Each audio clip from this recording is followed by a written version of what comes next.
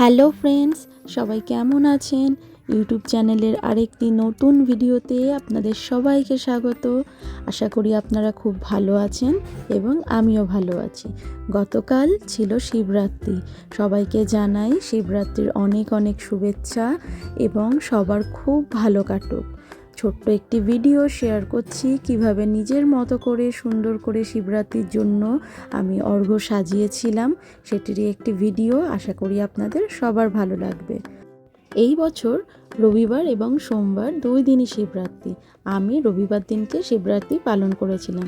অনেক ছোটবেলা থেকেই আমি এই দিনটিতে উপোস করি। বাড়িতে আমাদের শিবের মূর্তি রয়েছে এবং শিবলিঙ্গও রয়েছে, সেখানে পুজো দিই। তবু এই শিবরাত্রির দিনকে মনে হয় একটু মন্দিরে গিয়ে পুজো দিই। তারই ছোট্ট করে একটি আয়োজন করেছিলাম। 5 রকমের ফল, 5 রকমের মিষ্টি, ফুল, বেলপাতা, আকন্দ ফুলের মালা, ধুত্রা ফুল, ধুত্রা ফল এবং শিবের মাথায় ঢালার জন্য দুধ, ঘি, মধু, তিল, সিদ্ধি দিয়ে এই জলটা রেডি করে নিয়েছিলাম, যেটি গিয়ে শিবের মাথায় ঢালবো।